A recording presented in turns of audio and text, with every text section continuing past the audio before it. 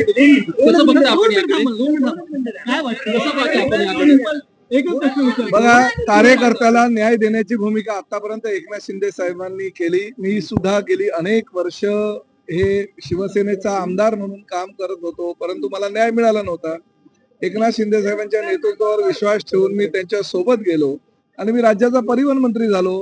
प्रत्येक व्यक्ती, प्रत्येक कार्यकर्ता, प्रत्येक शिवसैनिक ज्यांनी शिवसेना वाढवली, शिवसेना मोठी केली, शिवसेनेच्या माध्यमातून सर्वसामान्य जनतेची सेवा केली, अशा कार्यकर्त्याला न्याय देण्याची भूमिका जी आहे ती एकनाथ शिंदे साहेबांनी सुरुवातीपासून घेतलेली आहे.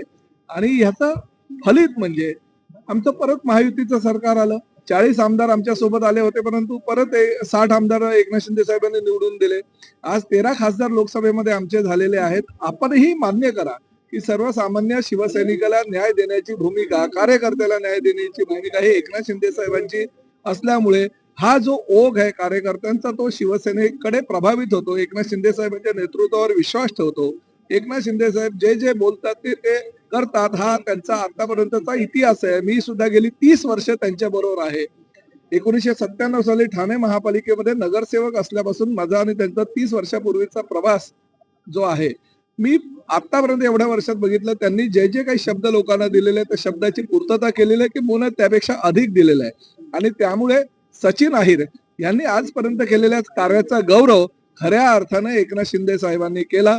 त्यांचं असलेलं महाराष्ट्रामध्ये कामगार संघटनेचं जाळं, मुंबईमध्ये गिरणी कामगारांचे त्यांनी हातात घेतलेले प्रश्न, त्याचबरोबर कामगार क्षेत्रामध्ये सातत्यानं त्यांनी अनेक ठिकाणी उडी घेतलेली आणि त्या कामगारांना न्याय मिळवून दिलेला आहे. हे सचिन भाऊ अहिरांचं गेल्या 25 वर्षाचं कार्य आहे.